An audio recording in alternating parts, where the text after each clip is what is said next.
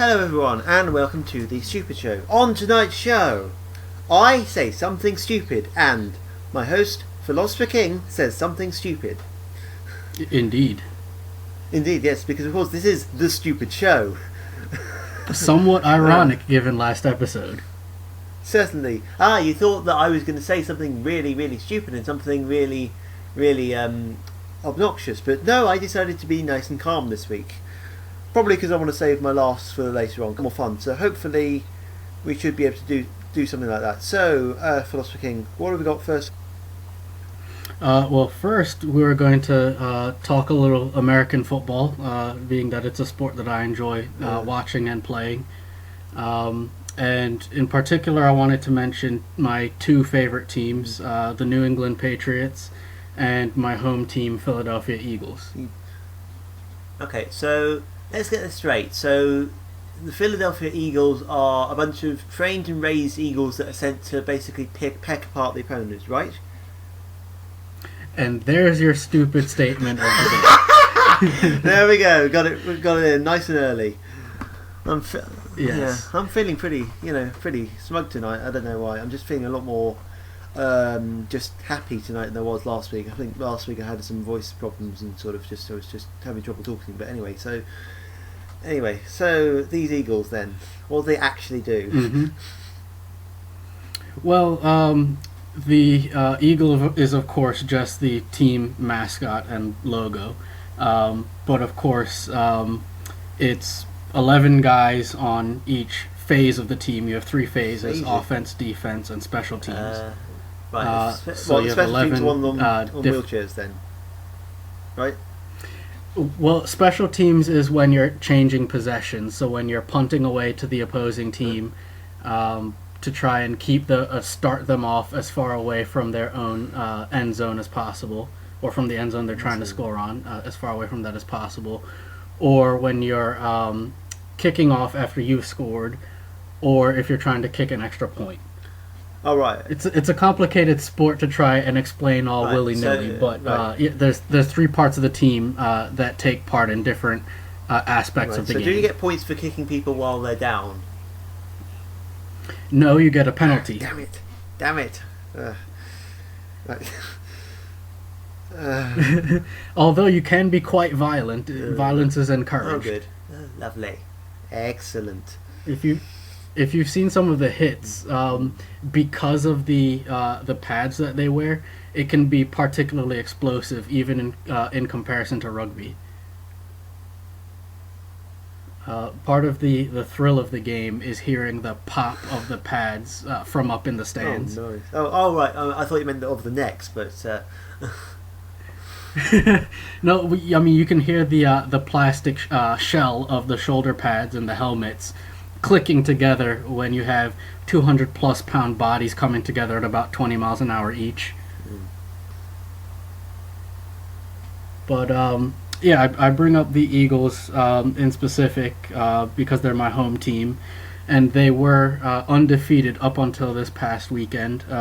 They had a very close loss in Detroit against the Detroit Lions, and it was a loss by 1 point. Why are they called Lions? What? Why are they? I'm thinking it was just their chosen team name from back in the day. I was just thinking, why isn't it just not the Detroit Engines or like the Detroit Hemis? Because that would make a lot more sense. Because obviously, Detroit is Motown. It has all the history with all the car manufacturers and stuff. It would make much more sense. But anyway. Right. Well, I mean, to sort of answer that question, in basketball, that's what they've done. They're called the Pistons. Oh, right. But so in different sports, different cities will take on certain historic events or aspects of that region as their team name. Oh, right. So, for example, across the state of Pennsylvania, where Philadelphia is, on the other side of the state is a city called Pittsburgh. And their team name in football is the Steelers because they're, of course, famous for their steel production in the 20th century. All right, so kind of like if I don't know, say, so I guess over here in England we have I'm trying to think. Oh yeah, so up in the north, in kind of like places like Manchester, they might have been called the Manchester Steelers. I don't know because that's like where most of the steel industry is in the UK. Right. Or I mean, you have Tottenham Hotspur Oh, yeah. in soccer football, of course, named for a historical Wait a figure. minute. How do you know about like soccer, like football? How do you know about this? And also, why mention tops? Like, yeah, well, yeah. First question anyway. First. So, Well, half my family is British, oh, and I lived there for a year, so I'm not completely ignorant. all right. I just want to warn you. I'm an Arsenal fan, and yeah, so that's kind of interesting. Oh, I can appreciate Arsenal. Yeah. I have no beef with Oh, Arsenal good, at good. all. Because it's interesting being the only one in your, in your direct family that supports Arsenal, and everybody else on your family in your family supports Liverpool, but then you're told to support Arsenal because your aunt supports Arsenal and your step granddad supports Arsenal. And to be honest, yeah, I support Arsenal. I don't really care because I don't really watch football anyway. But yeah, so Hmm. you were saying about, so why is it Lions again? And what was the team anyway? Was Detroit Detroit? Oh Detroit yeah, Detroit Lions. Lions. It was just a name that the team founder chose. I'm not sure. I don't know that it has any particular Yeah, significance to the region. It was just a cool team yeah. name. So So yeah, that game with the Eagles was and not by, when we say the Eagles, we don't mean the band fronted by Glenn Frey, do we? No. no, we mean the Oh Philadelphia yeah, Eagles good, NFL good. franchise. Yes. And it was a close game. If I remember correctly, the score ended up being 22-21. Wow, It was a 1 point game in that's any quite a lot case. of points then. Well, the way scoring works, it actually was an average scoring game. All right. You get 6 points for a touchdown, What's a and touchdown? after every touchdown, you kick an extra point, or you have the option of attempting to get the ball into the end zone again for 2 points. All right. So touchdown is not sexual assault then. No. Okay. Nope. Good. And and you can score 3 points for a field goal, which is when your offense has the ball and the defense has stopped them from scoring a touchdown, but instead of kicking the ball away to the other team, you're close enough to the end zone where the goalposts are to try and kick the ball through the goalpost for 3 points. Okay. So any particular players that you want to mention about this game, the Eagles versus the, what was it again? The Lions. Lions. So Yes. actually, let's make it well, easier. Let's call it, yeah, let's sure. call it Mufasa versus, or no, even better, Simba versus the Rowan Atkinson one. Yeah, Simba versus Rowan Atkinson. That'll make it much more simple to explain, right? So, Well, as long as you can remember that and remind me what you mean when you say right, those things, then right. fine. So, Zazu, that's the one. So Zazu is a bird, right, and Mhm. Simba is a lion, right? So Okay, yes, okay, there you good, go. good. So one player in particular I want to mention is the Eagles or the Zazu quarterback. Glenn Frey. His name is Carson Wentz. Carson. What was Glenn that? Frey. I said Glenn Frey again because I Mm. don't know. But yeah, Carson Wentz is the Eagles quarterback, and he's a rookie, so he's just out of college. So, when you say quarterback, eh, does that mean that mhm. they cut out a quarter of his backside and then that plays for him? No, believe Okay. it or not. It just means that he's the sort of centerpiece of the offense. He's in charge of running the offense's Right. plays and throwing the ball to Right. receivers. So why is he not called centre back? Well, he actually starts the play in conjunction with the center. Right. The center starts with the football and snaps it between his legs to the quarterback His legs. to start the Is play. this more sexual assault? Yes. No, although it could be mistaken for sexual assault if you're not familiar with the Okay. game, because they do get rather. They have to have a special relationship. Put it that way. Their hands are in parts of on parts of bodies that ordinarily wouldn't be there. Okay, right. Okay, I've got to try and cope with this. Right. Yes, it's a very amusing introduction to a sport if you're not familiar. As a matter of fact, I've had many a flirting opportunity with non-American girls who wanted to learn American football. Oh, I've got to imagine that's got to be great. Wow. It's quite amusing, yes, good fun. But anyway, back to the topic at hand. Yes. So Carson Wentz is a rookie, so he's 22 or 23 years old, just came out of college last spring, and was drafted to the Eagles by the NFL draft. So he was basically selected by the Eagles organization to play for them once he finished college. And he's remarkable in that a player of his experience level, or lack thereof, playing football professionally, this was his first loss since he started for the Eagles about 5 weeks ago. And there's one game a week. So the Eagles were, I think at the time, 3-0 because they had a week off a couple weeks ago. They had 3 wins, 0 losses until just this game against Detroit. Oh, right, okay. Well. So a lot of Philadelphians are very excited about his potential because he hasn't even reached his peak yet. He still has a lot of growing and learning to do. And that sort of brings me into the next part of the Eagles organization that I wanted to point out. The head coach, Doug Peterson, he was just hired for the beginning of this season, and his system fits the players that we have very well. So they've been finding a lot of success. They've had good chemistry working with Coach Peterson.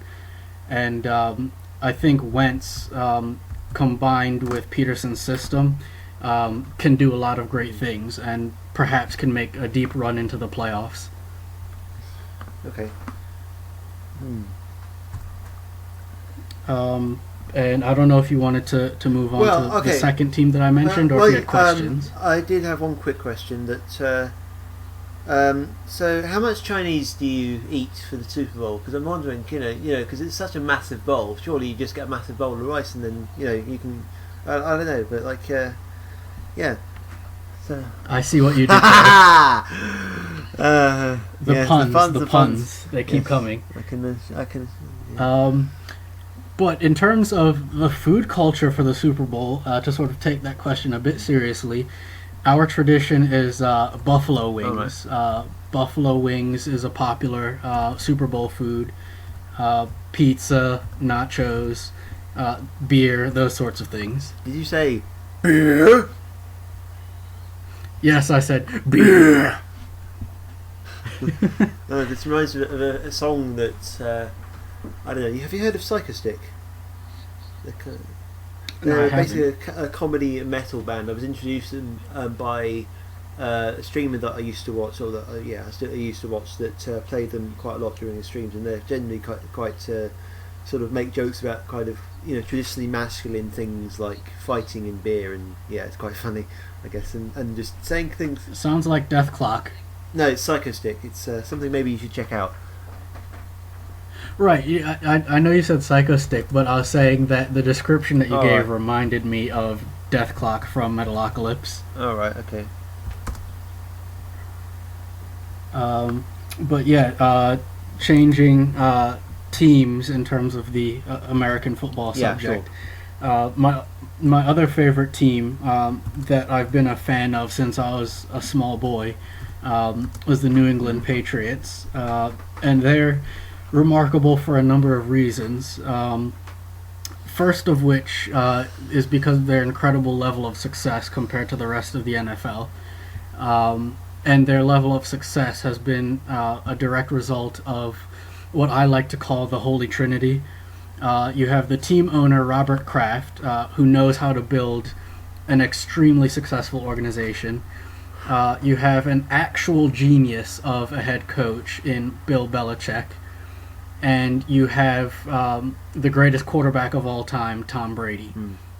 The three of them together have produced 4 Super Bowl winning teams and 6 Super Bowl appearances. And the 2 losses in the Super Bowl that they had were both flukes to one team, the New York Giants. So their success rate is incredible. And technical issues?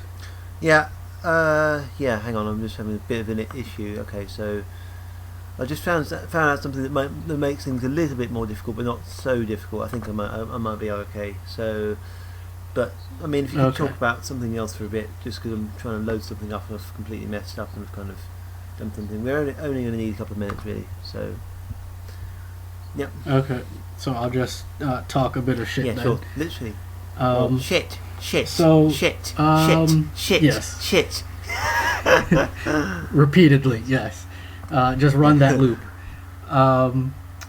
But yeah, I mean, the reason I was so enamored with the Patriots when I first started watching football as a small boy, it was a bit of a stupid reason, actually. It was because at the time my favorite color was royal blue. That's my favorite color. And, yeah, and the Patriots uniform at the time, before they had their uniform change for the 2001 season, was bright blue with red highlights. And now it's a navy blue with silver and red highlights. All right. But yeah, because I was maybe 2 or 3, I turned the TV on, and it just so happened that the first team I was exposed to wearing my favorite colors was the New England Patriots, and it just sort of stuck. It just so happens that they ended up being the best team about maybe 10 years after I first started watching football. So if you've worked out the technical issues, yes, I think I have. Yes. Okay.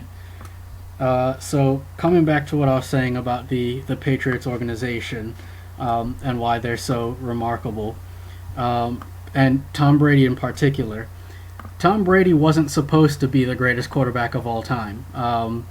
If you look at his high school and college situation, his was the sort of story of an underdog. He didn't possess any real standout athletic talent, so he never really got a chance in high school and college. He kept having to compete for the starting job against younger kids who would come in with a lot more hype about their athletic abilities. And because he carried that chip on his shoulder, he worked really hard, and he took earning his spot on the team really seriously. So whenever he was asked to fill in the quarterback position for the starter, he'd end up outperforming the original starter, and then once the original starter came and took back the spot, he'd be forgotten about again by his team. So when he went up for the NFL draft, he was taken 199th overall in the 6th round, which is basically the hopefuls who aren't likely to even make a team, much less make an impact on a team. Because, of course, even if you're drafted, you can still be cut from the roster. And so Tom Brady ended up securing the job as a backup for Drew Bledsoe with the New England Patriots back in 2000. Then, partway through the 2001 season, Bledsoe had a rib injury and was out for the rest of the season. Brady took over the job, carried the Patriots to the playoffs, and carried them through the playoffs, and then eventually took them to their first Super Bowl win of that era over the, at the time, St. Louis Rams. They've just this year moved to Los Angeles. But that was Brady's first Super Bowl win, and the Patriots' first, if I'm not mistaken, it's their first Super Bowl win. I think they had been to a Super Bowl before in the 90s, but that's beside the point. But ever since Brady took over the position, he's taken the team like 9 times out of 10 to the playoffs. And every time they go to the playoffs, they have a decent chance of going to the Super Bowl. To sort of wrap that up, in the past season, the Patriots were accused of cheating, and I suspect it's almost a Hillary Clinton-like situation where there was a vendetta against Brady and the Patriots. So the NFL commissioner basically was trying to cut them down a peg. And so he accused them of deflating the footballs so that they're easier to handle in cold temperatures. Even though there was no good evidence to suggest that they had done it deliberately, as opposed to temperature change bringing the pressure of the balls down naturally. So Brady just came back this past weekend from his 4-game suspension after the issue got resolved in court. And he came back with a vengeance and threw for 3 touchdown passes against a soft Cleveland Browns defense for an overall 33-point game. Yeah. But that was the synopsis that I had. If you had any questions. Not really. No, I think we can move on now. But I just wanted to say, basically, the whole reason why we just wanted to talk about NFL a bit was just because there's no F1 on this weekend. I think pretty much everything that we've said so far, as of the end of the Japanese Grand Prix, that can be said about Hamilton and Rosberg. I think we already have said in the previous episode. So anyway, we're going to move on now, and we're going to talk about a bit about racism in the BBC. I think last week I was absolutely bashing the BBC, but actually now I'm kind of going to try and defend them a bit, even though I don't really like them. So Philosopher King, you've heard of there's an American show that you know called Come Dancing, is there? Have you heard of it? We have an equivalent called Dancing with the Stars. Quite cool. But anyway, so in the UK we have a British version called Strictly Come Dancing. I think it started its 12th series, I think, but I'm not don't quote me on that one. But anyway, so basically they're being accused of being racist because they've had 2 black contestants voted off in 2 successive weeks. And it really is as stupid as it sounds. Anyway, so there's an article from the tabloid called The Mirror, and it's titled "Just How Racist Is Strictly Come Dancing." This is going to be amazing. But anyway, so it said the answer is not at all. Exactly. I don't want to spend too much time on the article because they've got a Twitter exchange that happened as a result of this story being published. It's just even better. But essentially, they're just going on about. I might quickly go over through the main points. So basically, one of the contestants on the show was the singer called Anastasia, who survived breast cancer twice, and she's now 48, and she's now basically on Strictly Come Dancing, and and it's but she had an injury, so therefore she had to miss out a week. But however, so there was another star called Melvin O'Doom, who was on British children's television for quite a while with a group with a comedy duo known as Dick and Dom. I used to watch them growing up quite a lot, but I don't obviously actually watch Strictly Come Dancing, but I just I remember the name. But anyway, so the article's basically accusing the British public of being racist for kicking him off Strictly Come Dancing. And of course, it's not great, but it's absolutely amazing that it's saying there's all these bad dancers that have been kicked off that are bad, and then this one maybe not quite good dancer that's been kicked off that's but because he's black he's apparently racist. Now I got to be honest, Strictly has this tactic of basically getting people who aren't necessarily particularly fit to come and do the show, and what tends to happen is that these people tend to get a lot of votes because they're so bad at dancing. I don't know if you've heard of this phenomenon in the States or something, but I mean, I can imagine because it's sort of the train wreck viewership. Yeah, certainly, and then obviously it's got some pictures of half nude old women, and it's kind of nice. It's just, and what they tend to do is they tend to partner these people up with the best dancers, so that Anyway, so I think we've kind of we've basically kind of covered the basics. But anyway, so there's this person on Twitter who basically looks like a cuck from his profile photo. I don't know if you've got it up, because I know last week you had everything up and all ready to go, and I know about this one. Have you got the conversation up? I don't, but I think you had sent me the link last week. Yeah, so I'll have a look. So this user, he says, who's called, I'm not, I don't know. I mean, it doesn't really matter because he blocked me on Twitter as a result. But the only way I can see this is because I've logged out. But anyway, so he's called Baby Grantinaire, and he looks like a cuck. I'm just telling everyone now, he looks like a complete cuck. You'll see from the photo. But anyway, so he said, "Okay, but if you truly believe Strictly isn't racist, you're a damn idiot." To which I respond, "Am I? So you have this amazing evidence that shows producers deciding to change the result on the basis of race?" I'm thinking, yeah, because if you say something like that, you've got to prove it, mate. But anyway, and then he says, "Why do I need evidence? It's pretty darn clear, pal. If you're a person of colour, you have less luck." Is it really? But I mean I'm wondering if this guy isn't actually a troll, because this reasoning is so bad. I mean, if it is a troll, because first of all, the concept of luck is not tied to an individual skin color. Exactly. I think it doesn't take an idiot to work that out. I mean, but if he is a troll, I mean, if it was racism, luck wouldn't be a part of it. Although I have my doubts that he is a troll because he blocked me. If he is a troll, I don't particularly care because what happens next is extremely hilarious. So I then say, because otherwise I simply won't believe you.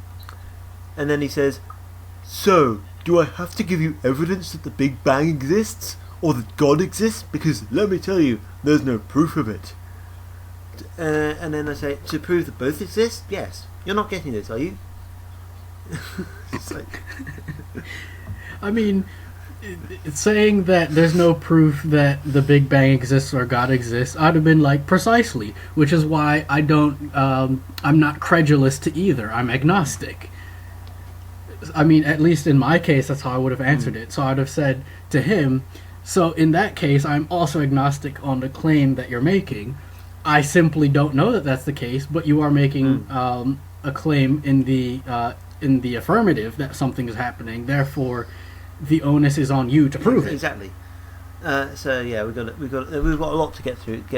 So we're going to kind of make responses short and snappy. But anyway, so I said, yeah. So yes. To prove that both exist, yes. You're not getting this, are you?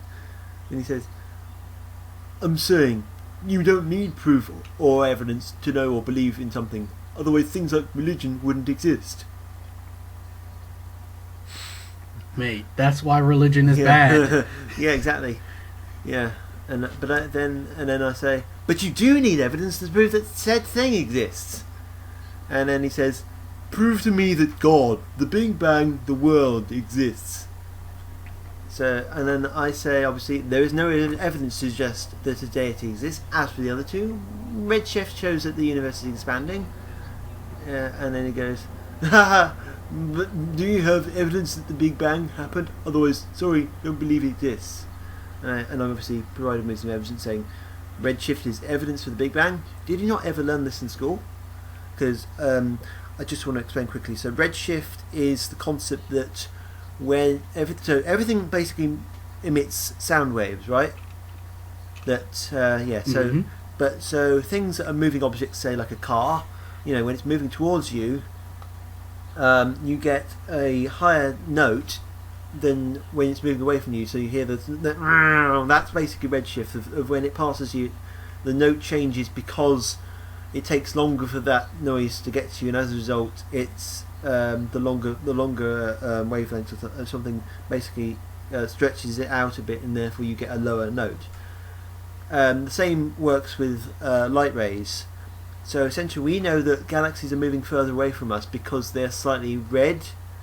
Well, that we see more of the red end of the spectrum. I'm kind of probably botching this up. I don't really know too much about science, but I'm this is how I remember. This is. I could jump in and help out well, if I'm you just like. saying this is. Yeah, sure, go on then.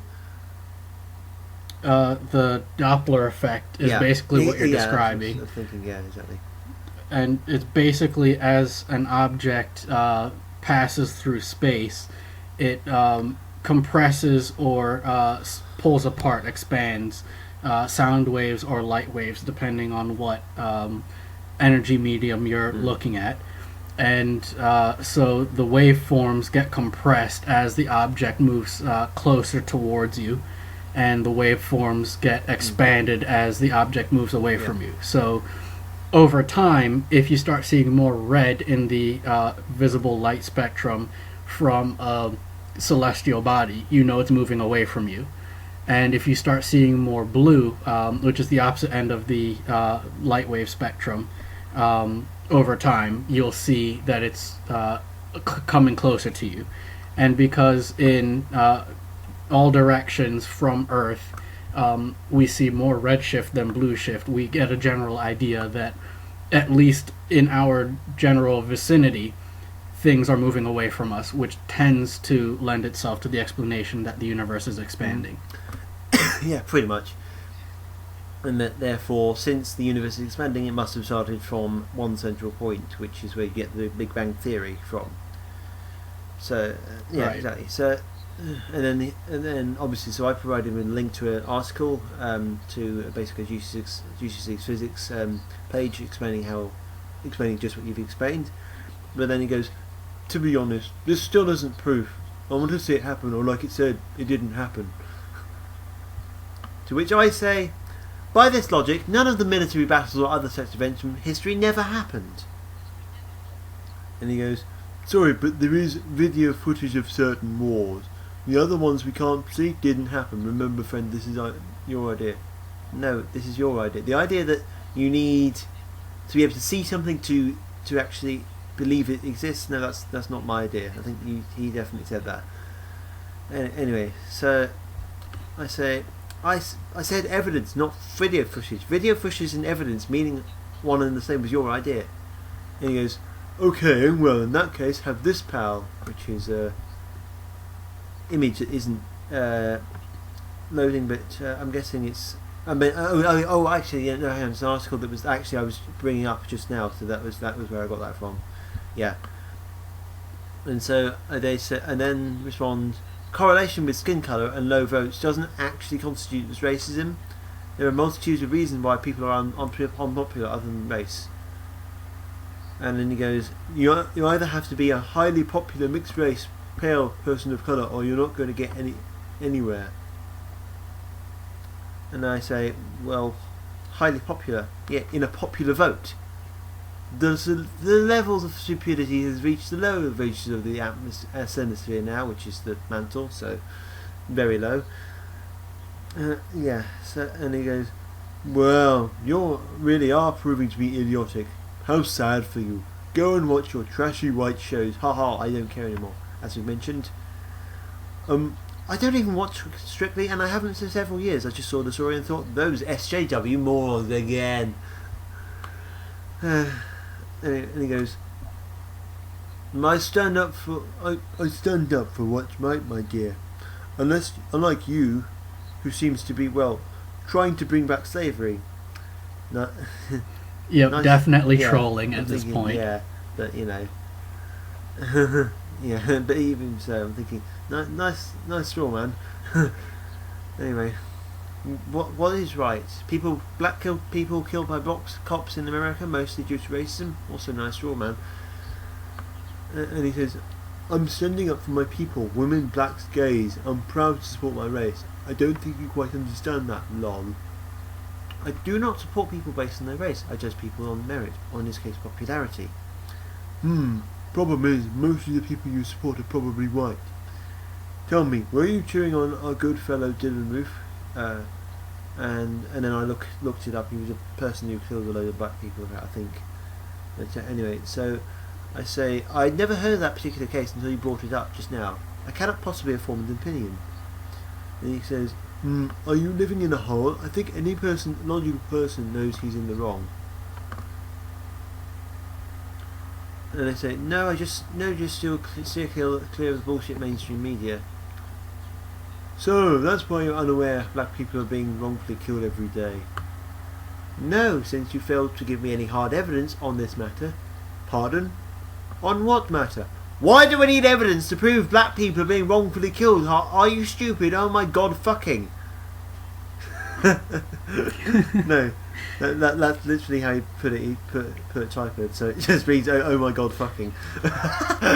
Listen, at this point, I'm usually not a very angry or violent person. Yeah. If there was ever any reason for gas chambers, yeah, exactly. It's stupid people like this. Exactly. But yeah, I'm just enjoying myself. So yeah. So say, so I answer him, because you need evidence to prove that anything exists. Show me evidence of all the racist cops that kill black people. And he goes, are you for real? Okay, I really know you're an idiot, Noel. And he goes, yes, it's a shame. You'd be able to prove me an even bigger idiot if you add an actual proof. And page load, thank you. Okay, but if you just looked it up, there's tons of footage of black people being shot and killed for doing nothing.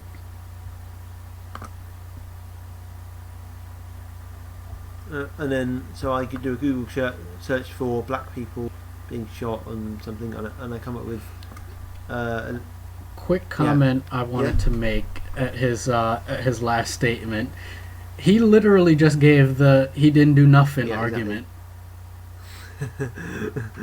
Honestly, but anyway, so I found I think it was actually it might have been in was it InfoWars, maybe, video of black people justifying killing white people. And then and by the way, I'm a black male and I've managed not to be killed by the police, so obviously I'm doing something right. Certainly.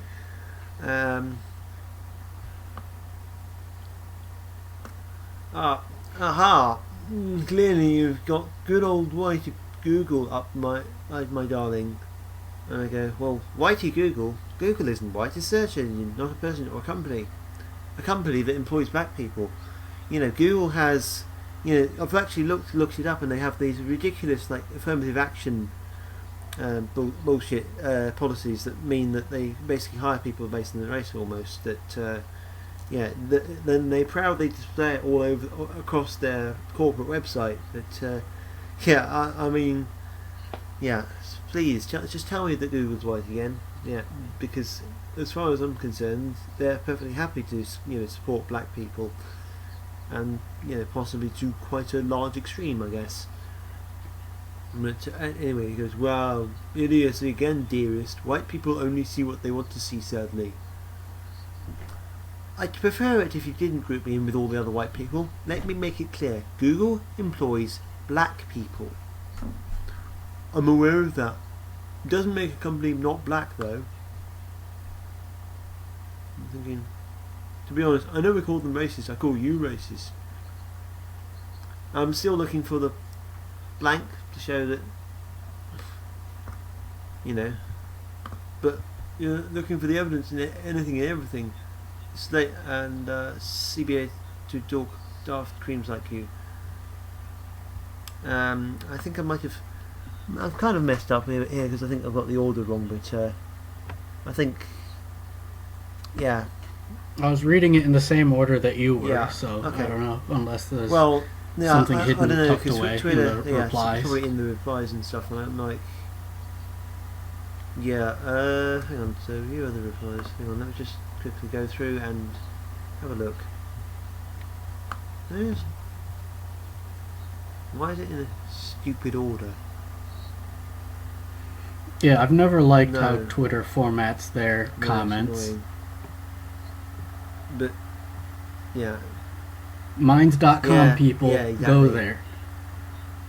Well, I mean, I do have an issue with the notifications on Minds. It does tell you, it kind of, instead of grouping things together like Facebook does, it does tell you individually every single notification, which isn't brilliant. And then also some notification, if the post is quite long, it takes up quite a lot of screen. But I mean, yeah, exactly. It's I mean, granted, it's in Yeah. beta, so I'm sure a lot of Yeah. these issues will be Yeah, ironed out hopefully. soon. But yeah. So and then you haven't won shit, Lamau. You clearly believe people like Trump and Dylan Roof are not a safe, non-racist people. Well, let's clarify this, okay? Dylan Roof, racist. Trump, evidence for racism, please. I can't find racism anyway. I never said Roof wasn't racist. In fact, I think that it's most likely that he is. Trump, on the other hand, is something else, I guess. And to quickly go into that a little bit, I'll be brief. In terms of evidence for racism and other misdeeds by Trump, there's more evidence that those claims are more true about Hillary, including the racism angle. We won't go into that this time, but in a future podcast, we'll definitely be getting into the email leaks. Yeah, definitely, I think.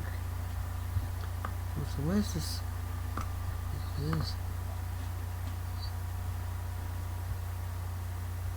Oh yeah. So I forgot to mention one bit. So I also said in his response to to Redshift, with the idea of Redshift, we don't have to actually see it with our own naked eyes to believe it, and that ultimately, but he says, to be honest, it still doesn't prove. I want to see it happen, or like I said, it didn't happen. And then I cunningly say, also, by this logic, your parents never had sex, which means that you should never have been born. Got him. Gotcha. Exactly. I think that's pretty much all we got for that particular exchange. I mean, how are we doing for time? We've done so far. We've been recording for about 42 minutes. I guess we could probably think of something. I think that was actually all I've got planned for tonight. But I mean, we could do something else in 15 minutes. I don't know. Do you want to think? Yeah. Yeah. I'm happy to think of something else to go into quickly. Well, in fact, we were saying before we started recording about some of the SJW invasion into other subject areas. Oh yeah, sure. And as we were talking about football at the beginning of our recording, the NFL has been quite the target for SJWs in the last few years. They've been invading in several different ways. They've been pushing the idea of female coaches, female referees, and female reporters, all of whom, by necessity of their job, would have to have access to the team locker rooms. Of course, it's going to be men not fully dressed and in fact naked. Is this some sort of ploy to get women to be perverts or something? Because it sounds like it. Actually, quite the opposite. I think that in some way it's a bit of a ploy to catch extra sexual assault complaints. One incident has already happened. I forget. I think it was a football player. If it wasn't a football player, it was a basketball player. There was a female reporter who was in the team locker room, which is, of course, a men's locker room. And she was interviewing one player while another player was in his towel in the background. And he took it off and I guess made a bit of a joke or a quip or something. And so she was offended, and it became a big news story, and he got in trouble and had to apologize. And so my frustration is, well, who told you that you could go in a men's locker room and then act offended when people behave like it's a men's locker room? I mean, can you imagine the outrage if a male reporter went into a women's sports team locker room and was interviewing half-dressed and completely undressed female athletes and then had the unmitigated gall to complain about it? That wouldn't work. So that's one aspect of SJW creep into the NFL. And quickly on a tangent on that before I move on to the next aspect, you also have a push for, as I say, female referees and coaches, which I don't necessarily have a problem with if they, on merit, can earn the job. If they're good enough to do the job, just like a male candidate for the job would, I don't care that they're female. But when it comes to the push, especially in middle school and high school, for female players, that's where I have to draw a line. Because as we discussed in terms of the forces on acting on the body in racing, similar types of forces act on the body in football, especially when hitting is done, tackles and hitting drills and so on. And female bodies are simply different. So my concern would be that if especially young girls in middle school and high school were playing with boys on the team who are much bigger and stronger and faster, should they sustain a serious injury, what would the political ramifications end up being? Because I've seen it go both ways. I've seen if you refuse to allow female players to join the team, that's deemed as sexism and a glass ceiling and so on. But then if you allow them to play and you treat them differently because of your concern about their safety, you get the same complaints. And if you treat them the same, once they get injured, you get blamed for targeting, sexist targeting, and violence against women and so on. So you can't win. Yeah. And then moving on quickly to the other aspects, unless you had a question. I just want to clarify, obviously in soccer they have ladies teams. I'm assuming that they don't actually have ladies teams in the NFL for the reasons you've explained. So, do they? Right. Only recently they've had what they call the LFL, which started out as sort of a Super Bowl halftime gimmick. LFL stands for Lingerie Football League. So it's basically attractive girls in their underwear playing football. But then a lot of girls who actually wanted to play football seriously started joining, and it started becoming competitive and rough and reasonably good quality of football considering. And so the league rebranded itself to Legends Football League, although they kept the lingerie despite controversy and complaints and stuff. And it's actually entertaining, if a bit gimmicky. Obviously. But it's not near as popular or taken as seriously by fans. I mean, I'm just because I'm just thinking if they wear the sort of stuff that men's football stuff there, then it might be a bit easier, for something to come loose, and then you have something, something akin to what happens with Janet Jackson. See, I do remember something about American football, but anyway, right. So. That was actually the year that Tom Brady won his first Super Bowl, if I'm not mistaken. Oh, yeah, I think it was 2004, was it? I think. I don't know. I thought it was 2001, if I remember correctly. And then, of course, the irony of the last line was it was literally the last lyric is "Have you naked by the end of the song," and then boom. I think that was on purpose. It had to have been. Yeah, could have been.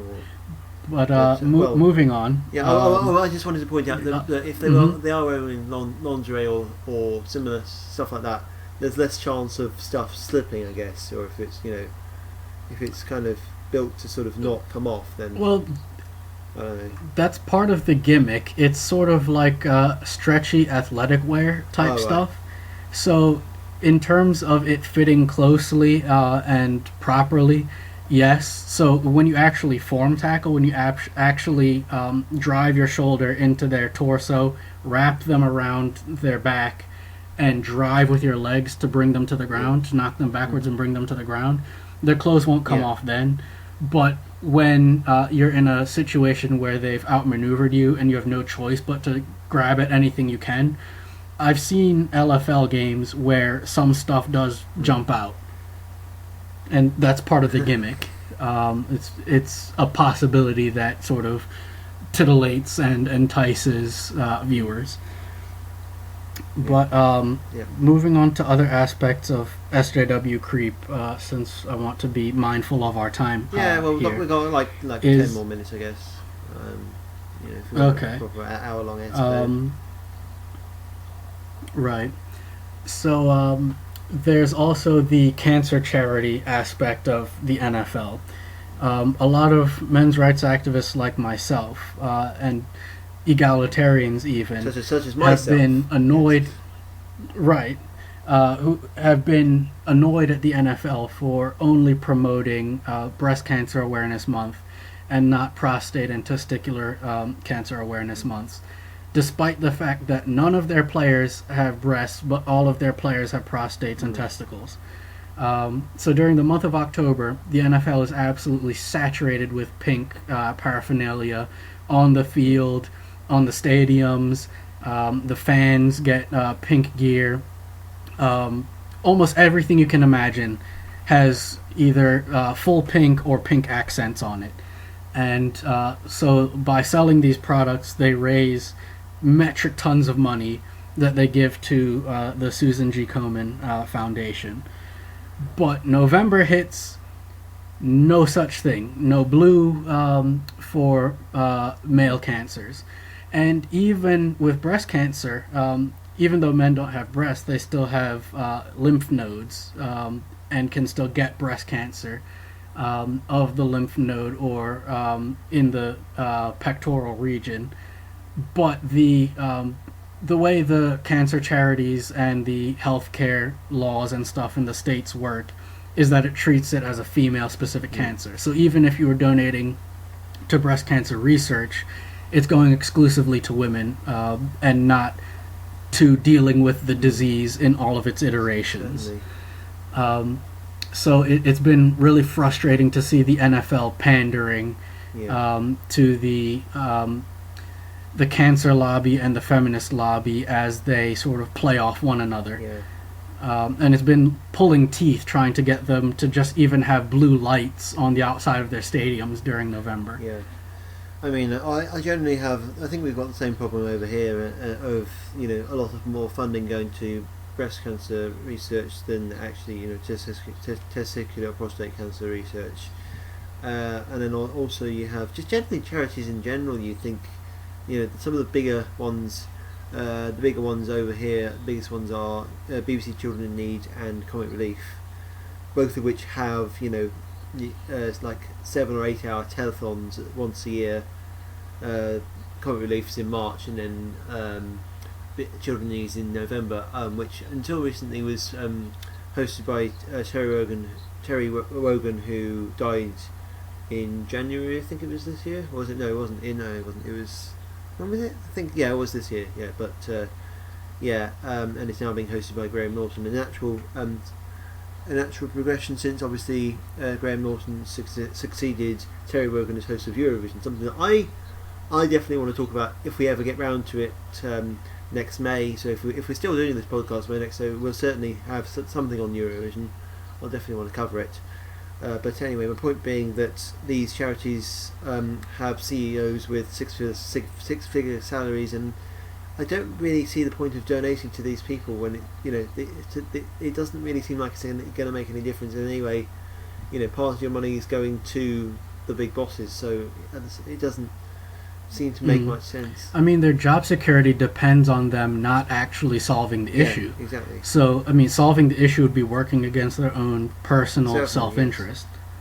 Yes. But yeah, the fact that it's all sort of going towards people that you're never actually going to see the benefits and prove of, whereas say you might donate to a local charity and you might one day see this person that that's got money that you can definitely see their lives being improved of, and so that's kind of why I don't really like the big charities, particularly BBC Children in Need, obviously, since it's the BBC, and also because back a few years ago, Comic Relief, obviously, in its name it says comic, so it's got to be funny, and a few years ago it was funny, but then now it's just it's like 15 minutes of, oh no, this children's gonna die unless you give him £10, and I'm thinking, and then like the rest of it is a sort of half-assed comedy sketch, and think, yeah, this is not funny. This is not worth watching. But definitely a few years ago, in fact.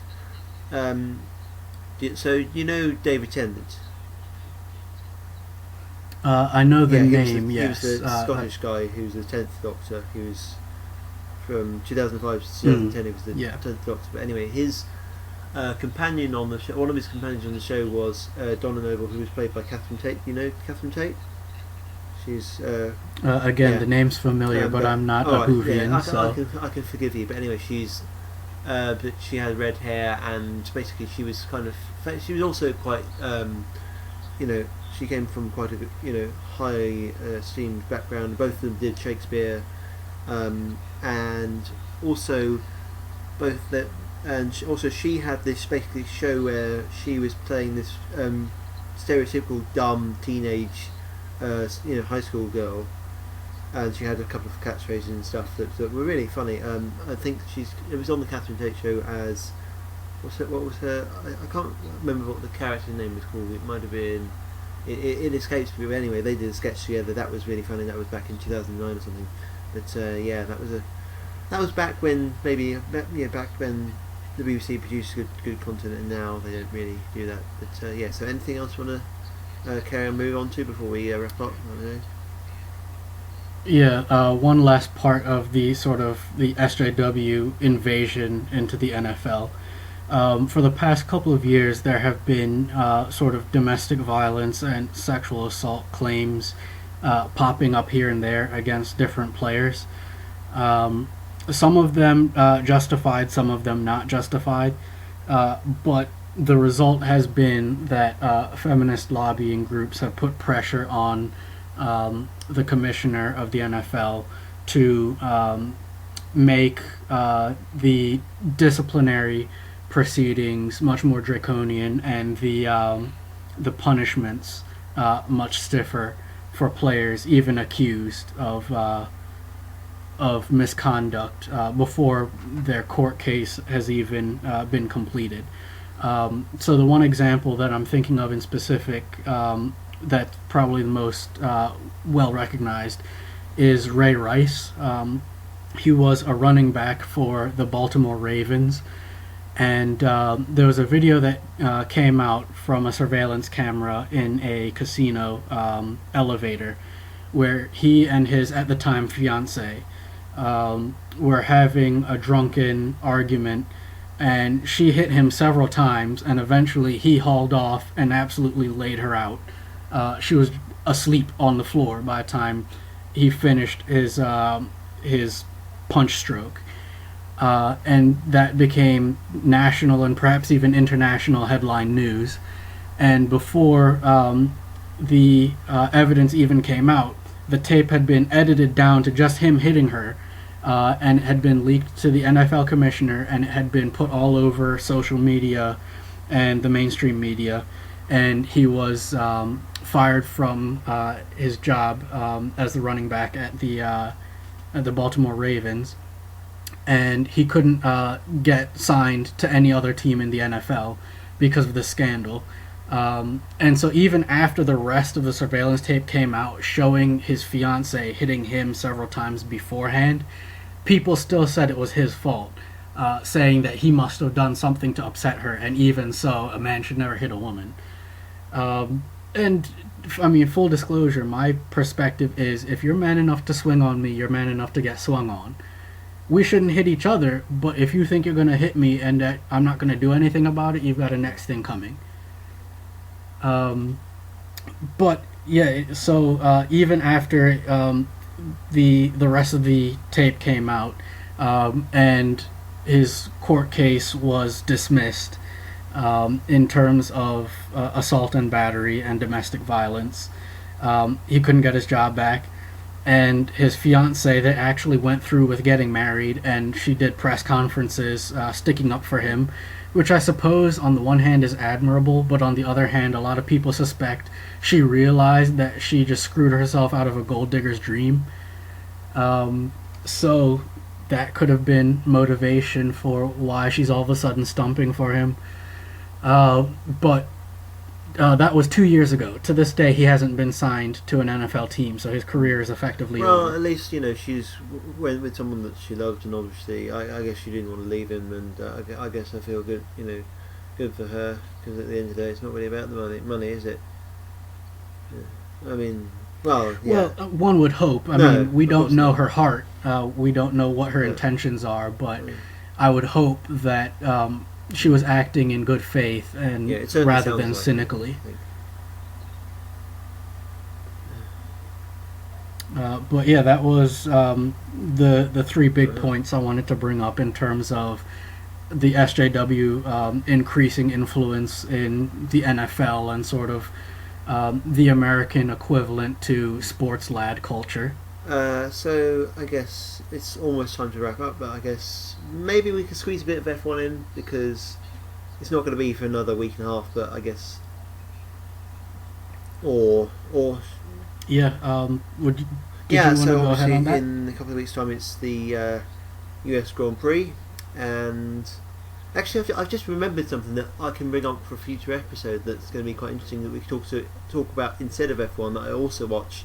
That's kind of could be filler, so we don't have to go through all the NFL shit again. But anyway, so it's obviously the US Grand Prix next weekend, your home Grand Prix, although it's not actually your home Grand Prix because it's on the other side of the country. But certainly, no, Not but it's fully on the south, other side of the isn't it? country. So, It's right. Yeah, Yeah. it's southwest of me by a couple Yeah, which thousand is- miles. quite a lot. Oh goodness me. But yes, so obviously, it's Circuit of the Americas. It's a very good track, one of Tilke's better tracks actually, and I'm certainly interested to see what will happen there. Obviously, the title fight between Lewis Hamilton and Nico Rosberg is coming to a peak, and Lewis Hamilton is now 33 points behind, and we're kind of I'm hoping for a good race there at least. So yeah, but what's more interesting, I guess, is the fight for third place, because you have 4 drivers competing for that. I guess in the background you have Ricciardo, Verstappen, Rosberg, and Raikkonen. At this point, even though obviously people say Vettel's a lot better than Raikkonen, and I certainly see why they say that. Vettel's had some pretty bad luck this season, so any four one of those could win it. But anyway, I think we'll probably discuss this more on next week's show. And so, I think we should now wrap it up. So, do you want to say some words to, what's the word? Finish the deal, or whatever. But Yeah.